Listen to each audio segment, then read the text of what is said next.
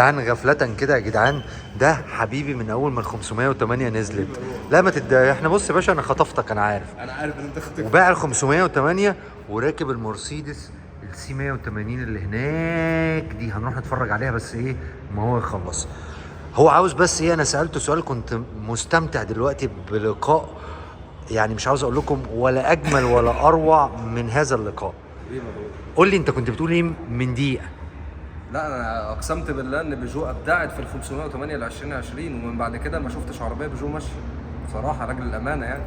انا ركبت 508 دي سنه وقدر الله ما شاء فعل حادثه توتال لوس، ويعني مش عارف اركب عربيه بعديها، يعني ركبت المرسيدس بالعافيه بصراحه والله. طب كنت حاسس ان انا راكب طياره في ال 508 يعني 2020 يعني انت لما ركبت المرسيدس ما حسيتش مرسيدس؟ مرسيدس؟ بص المرسيدس برضه فخامه برضه كل حاجه، بس دي كانت حوار تاني يعني. انا كنا انت عارف ان انا كنت راكب جيب شروكي وبتاع، فكنا ننزل من الفور ويل ان انا اركب سيدان واركب بيجو، دي كانت بالنسبه لي تجربه مختلفه تماما يعني. فانا ركبت البيجو 508 دي ومش شايف ان بيجو عملت عربيه غيرها بصراحه. انا حتى 408 هي اللي واقفه لسه بقول لك عليها دلوقتي ما عجبتنيش نهائي خالص يعني. فهي ال 508 بيجو ابدعت فيها وبعد كده ما عملوش اي حاجه تاني بصراحه. لو رجع بيك الزمن تاني هتركب 508؟ فور شور 100%. 100%. ما افكرش. طب بأمانة كده هي ولا السي؟ بص دي ليها مميزات ودي ليها مميزات، دي ليها عيوب ودي ليها عيوب. يعني البيجو 508 كان صالونها من ورا ضيق، المرسيدس اوسع شويه. البرفورمانس البيجو حلو والمرسيدس حلو كبرفورمانس موتور يعني، لكن انا شايف ان هو العربيتين كويسين حلوين قوي جدا في نفس الكاتيجورايز يعني، ككاتيجوري سواقه ككاتيجوري برايس ككل حاجه. بس طبعا في امكانيات فرق، ان طبعا بيجو 508 دي كانت احدث من المرسيدس. انا راكب مرسيدس 2015 ودي كانت 2020 اللي انا كنت راكبها يعني. فلا كان في فرق اوبشنات وفي فرق حاجات كتير يعني من العربيتين يعني. بس هو يعني كفايه انا كنت واخدها من وشك انت فاروق. لا قول لي، انت لسه قايل من شويه انا مش لاقي صالون اقعد فيه. بصراحه على قد ال 508 لا قدام اللي كنت راكب طياره.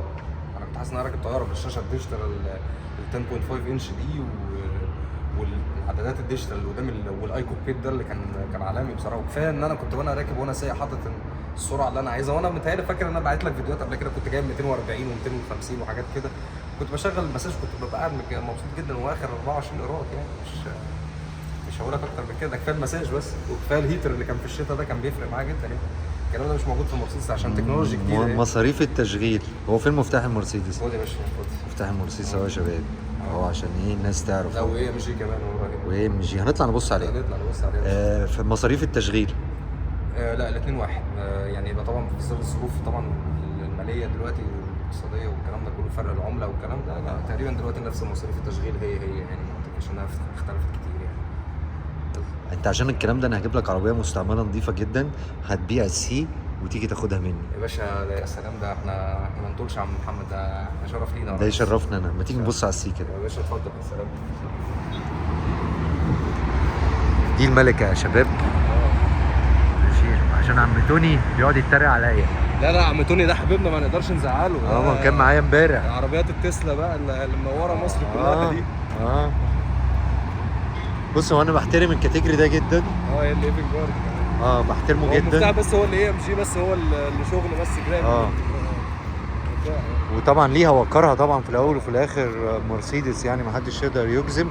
بس انا العربيه دي بالنسبه لي كان عندي مشكله بصراحه، ان الكرسي ده ناشف شويه. كرسي ايه؟ ناشف شويه. ناشف؟ يعني غير بتاع 508. لا قصه 508 ده كان حوار تاني، لان هو اصلا كان فيه قصه المساج وقصه الهيتر والكلام ده كله، كان فيها يعني راحه ولكجريس اكتر من الكرسي هنا في المرسيدس بصراحه. لان بص يعني حتى اتفرج على القعده نفسها يعني، دخله البيجو اوسع من دخله المرسيدس كمان. بص انا كمان قاعد مرجع الكرسي لورا برضه لازم الكرسي في الكنبه. الثانيه انت بتغطس تحت، الثانيه بتغطس جوه وتحس انك انت برضه مش كاشف الطريق قوي. لكن هنا برضه يعني انا حاسس في الاثنين مفيش فرق، ان انا كاشف الطريق قدامي وعارف ابعاد العربيه وعارف حدودها والكلام ده كله. بس هو بص يعني انا دي خطفت قلبي اول ما نزلت مصر اصلا. ويعني الموديل كان حلو، وزي ما قلت لك بيجو ابدعت في العربيه دي وما عملتش عربيه ثانيه بعديها بصراحه. انا اوعدك ان انا هجيب لك 508 بسعر كويس 2020. لا اوعدك. اهم حاجه يبقى فيها المساج والهيتر بس، دي اهم حاجه بالنسبه لي. ده مفتاح العربيه، ربنا يا رب يملاها لك بركه ربنا يخليك ويديك يا رب. خيرها ويكفيك شرها.